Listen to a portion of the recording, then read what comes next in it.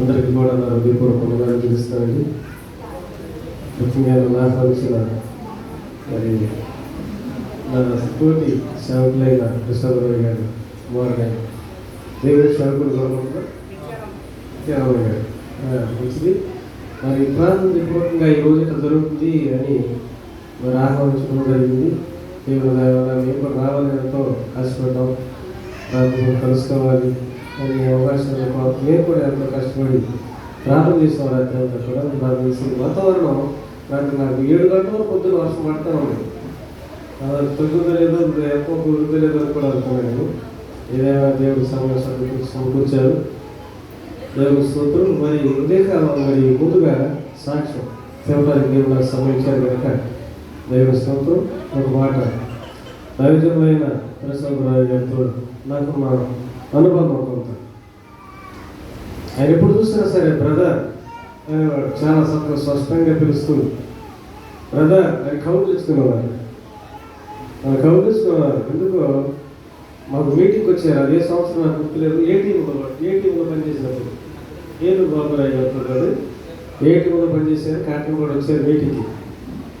ప్రార్థన చేశాను. బ్రదర్ నేను తప్పకుండా దేవుడు మంచి మందులు ఇస్తున్నారు, మంచి బిల్డింగ్ ఇస్తున్నారు అని కూడా చెప్పారు. ఆ దైవజనం చెప్పిన మాట నుంచి 3 సంవత్సరాలు లేట్ అయింది. కానీ దేవుడి వల్ల మరి బిల్డింగ్ దేవుడు ఇచ్చాడు. తర్వాత కూడా కొంచెం పిల్లలు వేసించాను. దేవుడు మంచి ఏర్పాటు తమ్ముడు, ప్రార్థన చేయి, ఎక్కువగా కష్టపడు అని కూడా చెప్పారు. అప్పుడు సుట్టింట్లో ఉన్నాం మేము. సుట్టింట్లో ఉండగా వచ్చారు ఆయన. చిన్న పాకేసాం. ఆ పాకలో ఉన్నారు అయ్యారు. అప్పుడు ప్రార్థన చేసి నాకు ఈ మాట చెప్పారు. దేవుని దయ వల్ల ఆయన దైవజనుడు చెప్పిన మాట ప్రకారంగా ఈ వాస్తవాలు ఆయన చెప్పిన మాట ప్రకారం జరిగింది. తర్వాత ఈ మందిర ప్రదర్శన లేకపోతే ఏదో మీటింగ్ జరిగినప్పుడు ఇక్కడ మేము రావడం జరిగింది. అప్పుడు దైవజనుడు పెద్దయ్య గారు కూడా ఉన్నారు, ఇక్కడ జోనయ్య గారు కూడా ఉన్నారు. అప్పుడు ఆ మీటింగ్ రావడం అంతా కూడా జరిగింది. బ్రదర్ ఇంటికి రండి అంతా ఉండేవారు. ఇప్పుడు ఈ రోజు అక్కడ ఉండేదాన్ని పక్కన రండి ఇదే బ్రదర్ చెప్పారు. కానీ నేను ఇంటికి రావడం కుదరలేదు. అప్పుడు ఈ బాబు ఇప్పుడు ఎంత 7th క్లాస్ 10th క్లాస్ దగ్గరకు మీరు చదివారు ఆ టైంలో నేను వచ్చినప్పుడు. ఏదేమైనా దేవుడు ఆయన ద్వారా గాస్పుల్ చూస్తున్న సహవాసం ద్వారా ప్రార్థన పనులు సహవాసంలో వచ్చి పేరున్నవారు ఈమెను వాడబడ్డారు. దేవుడి పరిచర్య ఆయన ద్వారా కొంతమంది జరిగించారు, కొన్ని ఆత్మ రక్షించారు, మీటింగ్ జరిగించారు. ఆయన పరిచర్య కుమారుడైన మరి అప్పగించి ఈ పరిచర్య సంఘాన్ని మరి తన పని ముగించి ఆయన తిరిగి దేవుని సన్నిధిలో విశ్రాంతిలో ఉన్నారు. దేవుని స్తోత్రం. హల్లెలూయా. కాబట్టి ఆ భాగ్యాన్ని దేవుడు ఆయనకి ఇచ్చారు. ఆ భాగ్యాన్ని దేవుని బిడ్డలుగా మీరందరూ సంఘర్షులు కూడా అందరూ కూడా యవనస్తులుగా ఉన్న మరి పాస్టర్ గారిని చక్కగా మీరు ఆత్మీయంగాను ప్రాథమికంగా సంఘంతో ఏకాత్మ కలిగి ఈ సంఘాన్ని ప్రభుత్వ మహిమ కొరకు వాడబడుతూ అభివృద్ధి చెందాలి అన్న భావంతో నేను కూడా ఎప్పుడు కూడా ప్రార్థన చేస్తాను. అయ్యగారు ఈ విధంగా కాలం ఇచ్చినప్పుడు ఆ వార్త నాకు అసలు తెలియలేదండి. ఆ తర్వాత మీటింగ్లో తెలిసింది. దాన్ని బట్టి మేము ఎంతో చింతించే రోజుల్లో. కాబట్టి దేవుడు నాకు ఇచ్చిన సమయాన్ని బట్టి ఆయనతో నాకున్న సంబంధం ప్రాథమికంగా కలిగినది. చాలా చక్కగా మాట్లాడేవారు, అన్ని విషయాలు మనం బలపరిచేవారు, దర్శనం చెప్పి అది వాస్తవాన్ని చూపించుకున్నారు. దేవుడి స్తోత్రం. మంచి ప్రార్థనలు మన మధ్యలో లేరన్న మాట. కానీ ఆత్మీయుల దేవుడు ఆయనతో కూడా ఉండి తప్పకుండా ఆయన వారు వచ్చినప్పుడు తన వారిని ఎంటబెట్టుకుని వస్తారన్న వారు ఉంటారు తప్పకుండా. దేవుడి స్తోత్రం. హల్లెలూయా. దేవుడి సాక్షి ప్రభు దీవించిన గాక. ఆమేన్. దైవసేవకులు సమ్మేళన గారికి దైవసేవకులతో వారికి ఉన్న అనుబంధాన్ని ఒకసారి జ్ఞాపకం చేసినందుకు ఆ దేవుడికి కృతజ్ఞతలు. అలాగే దైవసేవకులు కూడా తెలియజేస్తున్నాం. ఈ సమయంలో సాక్షుల్లో తల్లి గారు, శిరోమణి గారు మరి అన్ని విషయాల్లో దైవసేవకులతో ఉండి పరిచయం చేసి మరి దేవుని పనిలో అందరూ కూడా కలిసి దేవుని పనిలో కొనసాగుతూ మరి వారితో ఎక్కువ టైం ఉండే అవకాశం ఒకసారి దీవెన గారు చెప్పారు.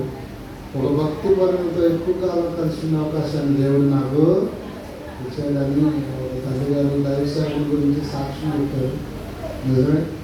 మరి అలాంటి సాక్ష్యాన్ని అలాంటి అవకాశాన్ని మరి దేవుడే శిరోమణి గారు ఇచ్చారు. అలాగే వాళ్ళిద్దరూ కలిసి పనిచేయడానికి కూడా ఇరువురిని కూడా దేవుడే ఏర్పాటు చేసుకుని, ఇరువురిని కూడా దేవుడే జతపరిచి, ఇరువురిని కూడా దేవుడే వాడుకున్నాడు. అందువల్ల దేవునికి ఎంతగానో కృతజ్ఞతలు ఈ సమయంలో తండ్రి గారు సాక్ష్యం ఇస్తారు. దానికన్నా ముందుగా లూదియమ్మ గారు సాక్ష్యం చెప్తారు. హల్లెలూయా. మీ అందరికీ వందనాలు, దేవుడు వందనాలు, సేవకులు అందరికీ వందనాలండి. నేను చెప్పే సాక్ష్యం ఏంటంటే, అసలు మేమెవరో వీళ్ళకి తెలియదు, వీళ్ళెవరో నాకు తెలియదు. ఒక బ్రోకర్ తీసుకొచ్చిన సంబంధం మాకు తీసుకొస్తే మేము రాత్రి 10ంటికి వచ్చామండి. ఇక్కడికి రాత్రి 10ంటికి పిల్లలు ఉండడానికి వచ్చాం. వస్తే సరే తీసుకొచ్చారు. పాప లేదు ఇక్కడ, పెద్ద కృప. అసలు లేకపోయినా పాస్టర్ గారు ఏంటంటే ఆయన నన్ను చూసి అసలు నేనెవరో తెలియదు, అసలు ఎంత కంగారు పడిపోతున్నారంటే, అమ్మ మీరుండమ్మా మీరుండమ్మా మీరుండమ్మా పాపను తీసుకొస్తారు. అసలు ఏంటి ఇట్లా కంగారు పడిపోతారో అని మేమనుకుంటున్నాం. సరే అది అయిపోయిన తర్వాత ఆ పాపను తీసుకొచ్చారు, చూసాము, వెళ్ళిపోయాము. సరే ఏదైందో తెలియదు. సంవత్సరం వరకు మాత్రం పాపని మేము చూడలేదు, ఇంకా ఒప్పుకోలేదు, అయిపోయింది. ప్రార్థనలో పెట్టారంట. వాళ్ళంతా వాళ్ళే ఫోన్ చేసి మా ఇంటికి వచ్చి ఇట్లా అమ్మ బాబుని మా పాపని చూసుకోవడానికి నాకు తీసుకురండి అని చెప్పారు. మరి మీరు ఏం మాట్లాడలేదు కదండి అంటే, అదంతా కాదమ్మా మేము ప్రార్థన చేసుకున్నాం, మీరు రండి అని. సరే మేము వచ్చాము. అసలు మా వారెవరో ఆయనకు తెలియదు, అసలు చూడలేదు, నన్ను మాత్రమే చూశారు ఇక్కడ అంతవరకే. మేము 24వ తారీఖు వచ్చాము, డిసెంబర్ 24వ తారీఖు ఇక్కడ ప్రార్థన జరుగుతుంది వచ్చాము. ఆ రోజు చూడటమే నన్ను ఆ నైటు. మేము వంతెన అవతల దిగాము, పాస్టర్ గారు ఇక్కడ వంతెన యువతలు ఉన్నారు. ఇక్కడ నిలబడి నన్ను చూసి నా పక్కన వారు నిలబడితే బావగారు అనిపిస్తున్నారు. ఇక్కడెవరు నన్ను బావగారు అనిపిస్తున్నారు అన్నాడు నన్ను. అంటే ఎవరా అనేసి నేను చూస్తున్నాను, నాకు తెలియదు కదా ఎవరా అని. నేను ఇట్లా చూస్తున్నాను, నవ్వుతున్నారు పక్క ఉంది అమ్మ అని.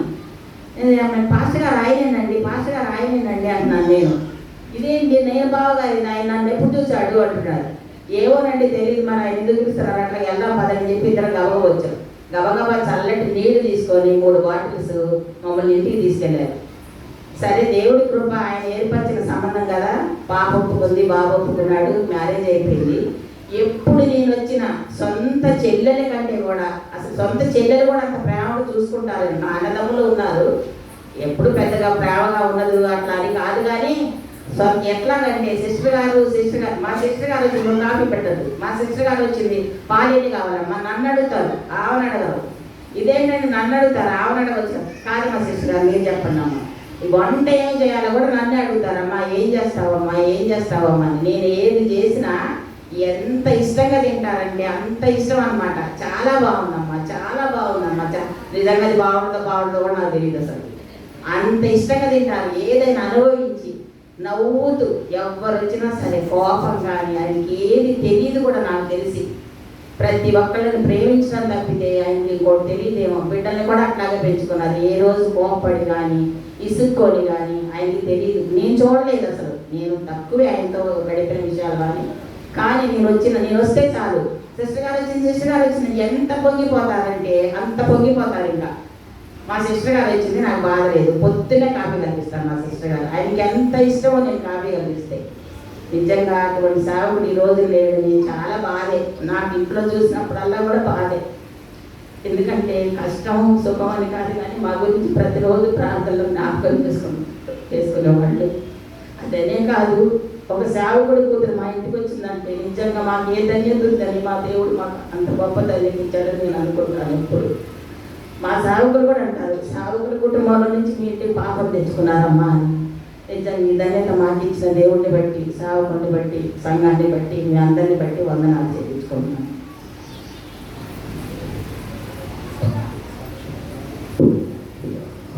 సిస్టర్ గారిని బట్టి దేవుని వందనాలు. శ్రీరామణి గారు తల్లి గారు సాక్ష్యం పంచుకుంటారు.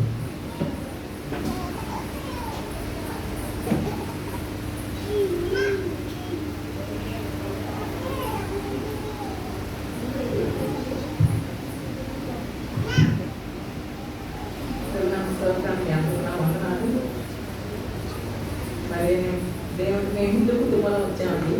ప్రేమేంటో మాకు తెలియదు. అలాంటి పరిస్థితిలో మా అమ్మగారు, నేను చాలాసార్లు సాక్ష్యం చెప్పాను, మా అమ్మగారు అయితే బాగా విగ్రహాలు పూజలు చేస్తారు. అలాంటి పరిస్థితుల్లో మేము అక్కడ ఉండడం వల్ల మా అన్నయ్య చనిపోయాడు. మా అమ్మాయిగా నాకు కుమారుడు అని చెప్పి రోడ్డు మీద తిరుగుతూ ఉంది.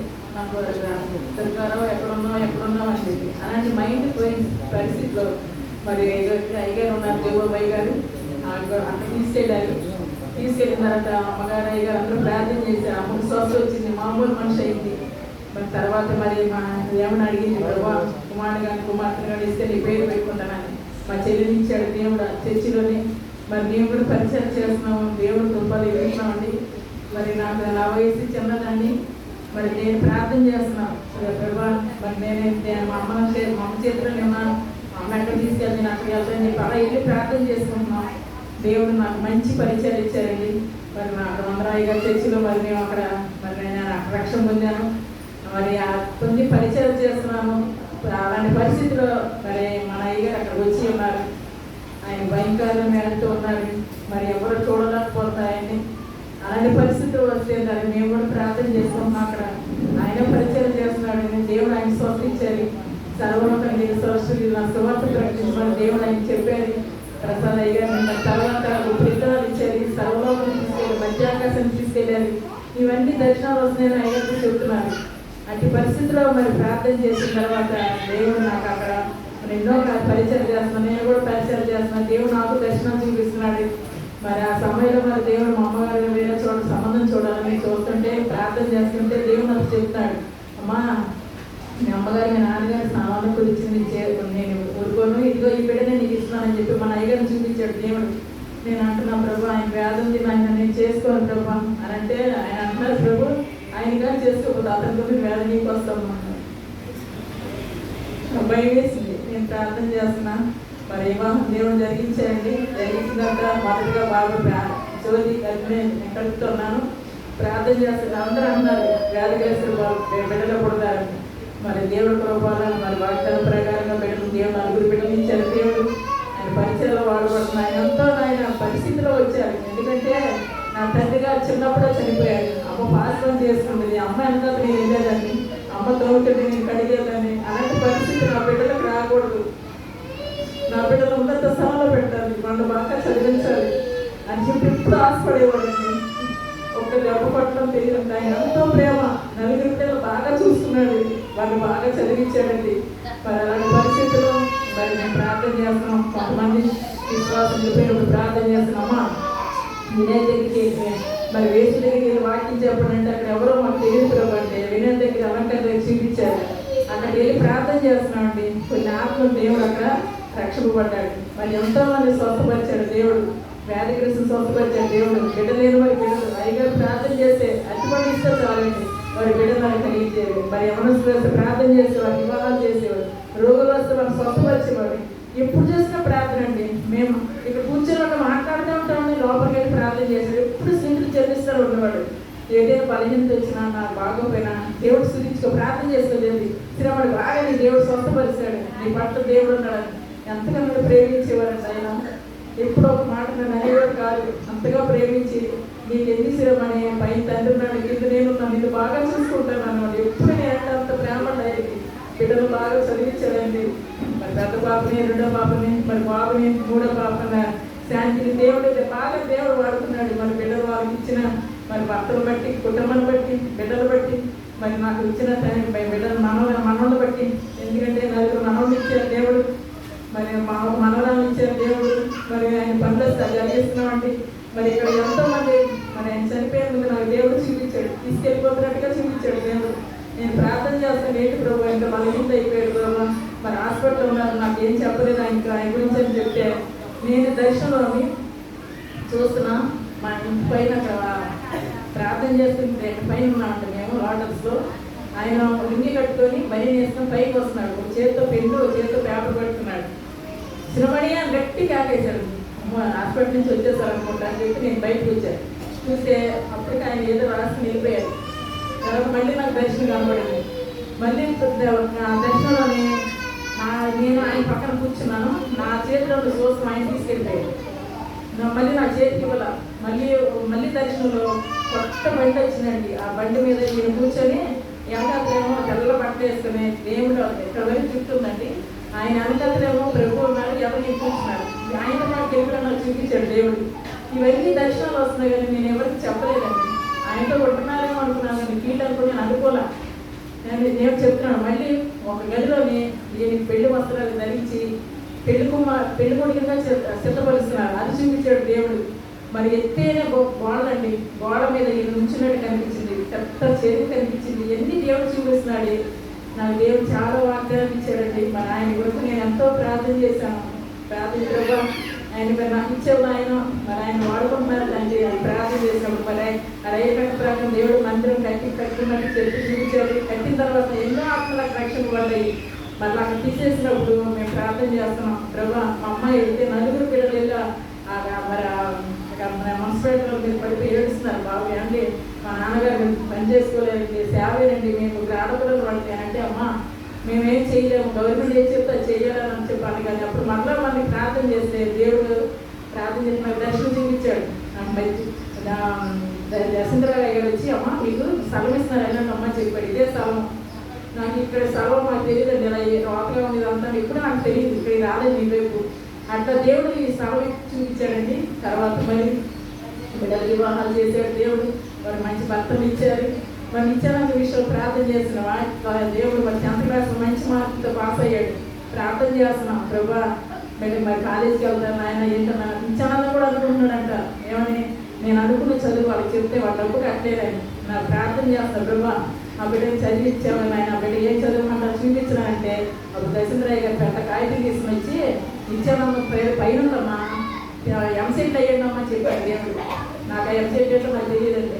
మరి అట్లాగే దేవుడు మరి మంచి పాస్ అయ్యేది చేశాడు. మరి రవి కూడా అయ్యారు కట్టారు. మరి బిడ్డలు బాగా చదివించారు దేవుడు. మరి ఇప్పుడు మరి నా అయ్యగారు దేవుడి సన్నిధిలో ఉన్నారు.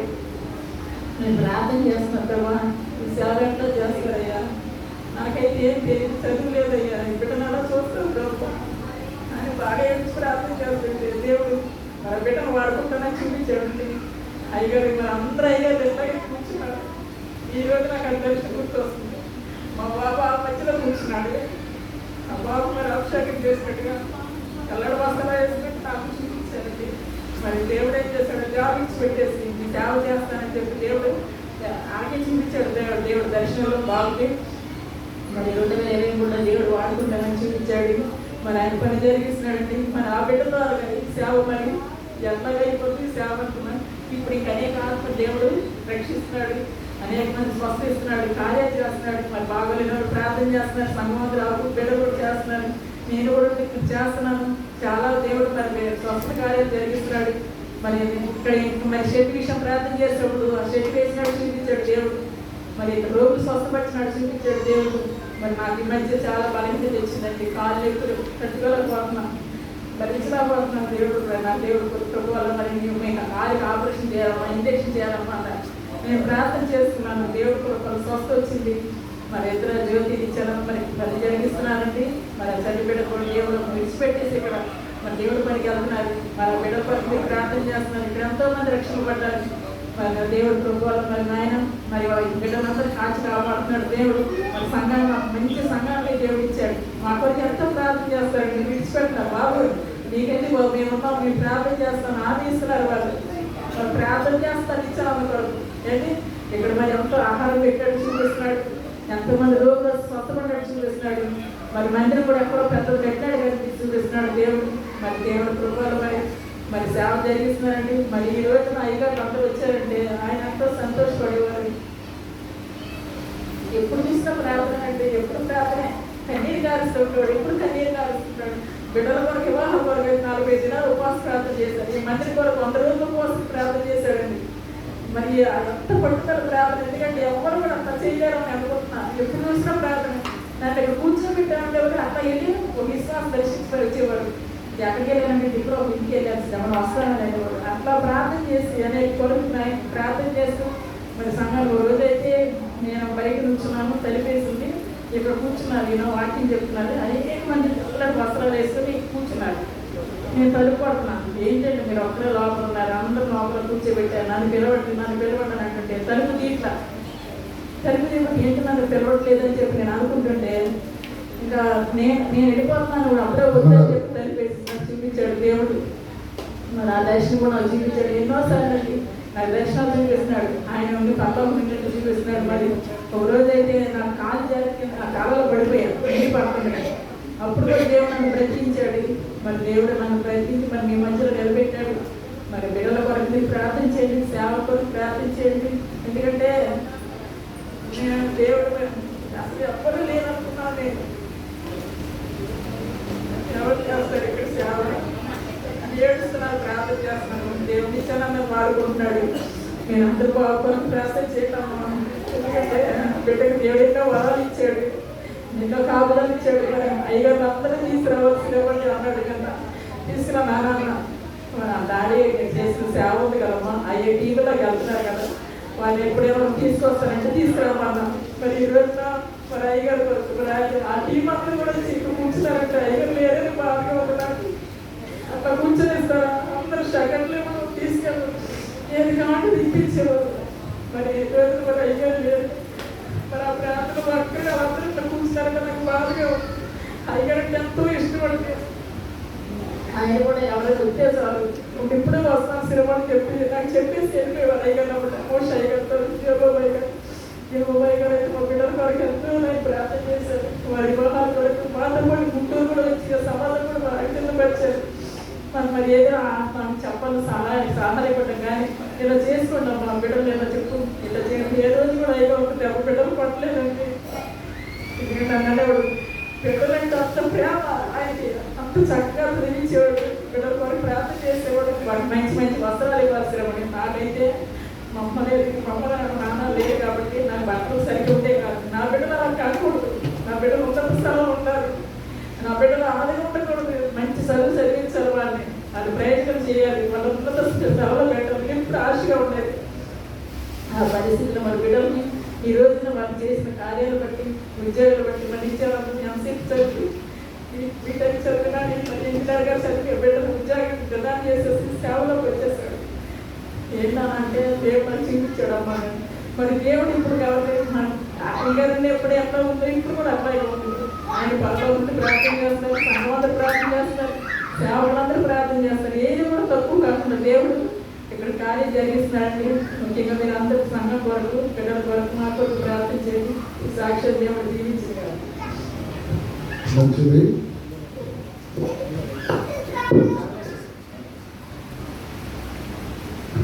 మరి ఈ సమయంలో మన మధ్య ప్రత్యేక ఆహ్వానితులు దైవ సేవకులు చార్లెస్